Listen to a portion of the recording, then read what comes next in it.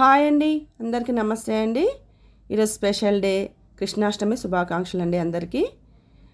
కృష్ణునికి ఎంతో ఇష్టమైన అటుకుల లడ్డు చేశానండి. ఒక ప్యాన్ పెట్టుకొని 2 కప్పుల అటుకులు తీసుకున్నాను. లావ్ అటుకులు మీడియం ఫ్లేమ్లోనే ఫ్రై చేసుకోవాలి. ఒక 2-3 నిమిషాలు ఫ్రై చేసుకుంటే మంచిగా ఫ్రై అవుతాయి.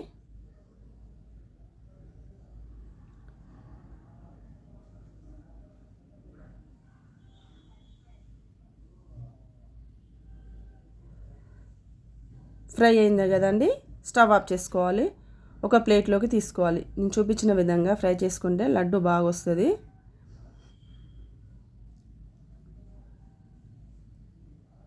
అదే ప్యాన్లో నెయ్యి వేసుకోవాలి.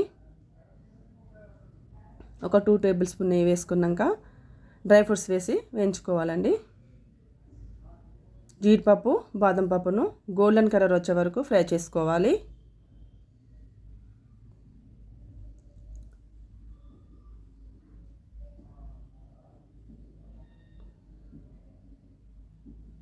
ఫ్రై అయిన ఒక ప్లేట్లోకి తీసుకోవాలి.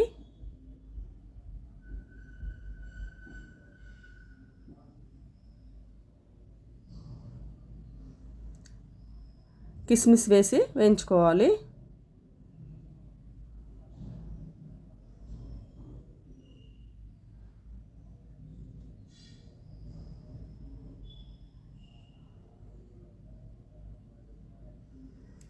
అదే ప్యాన్లో 1 కప్పు బెల్లం తురుము తీసుకున్నాను. 2 కప్పుల అటుకులకు బెల్లం తురుము 1 కప్పు పర్ఫెక్ట్గా సరిపోద్ది.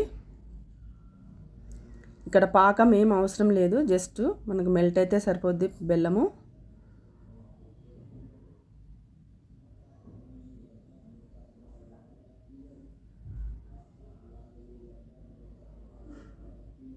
తర్వాత ఒక మిక్సీ జార్ తీసుకొని అటుకులను వేసుకోవాలండి. మరీ మెత్తగా కాకుండా రవ మిక్సీ చేసుకుంటే సరిపోద్ది. ఇక్కడ మనకు పాకం కూడా రెడీ అయిపోయింది.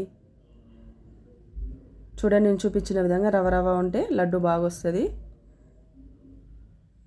ఇప్పుడు బెల్లం పాకంలోకి 1/2 కప్పు ఎండు కొబ్బరి తురుము తీసుకున్నాను.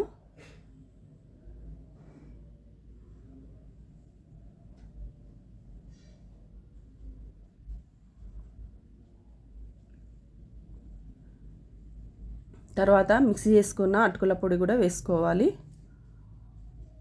ఒక 2-3 నిమిషాలు కుక్ చేసుకుంటే మనకు సరిపోద్దండి.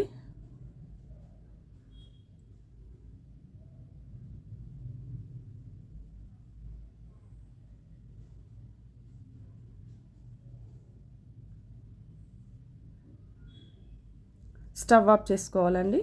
చల్లారినాక చూడండి, డ్రై ఫ్రూట్స్ వేసుకోవాలి. మనం ముందుగా వేయించుకున్న డ్రై ఫ్రూట్స్ని వేసుకొని లడ్డూలా చేసుకోవాలి. చాలా ఈజీ ప్రాసెస్ అండి. మనకు ఒకవేళ లడ్డూలా రాకపోతే వేడి పాలు ఉంటాయి కదండి, చల్లారినాక కూడా పాలు వేసుకొని ఇలా లడ్డూలా చేసుకోవచ్చు. నేను చూపించిన విధంగా అయితే పర్ఫెక్ట్గా వస్తుంది ఈ కొలతలతో.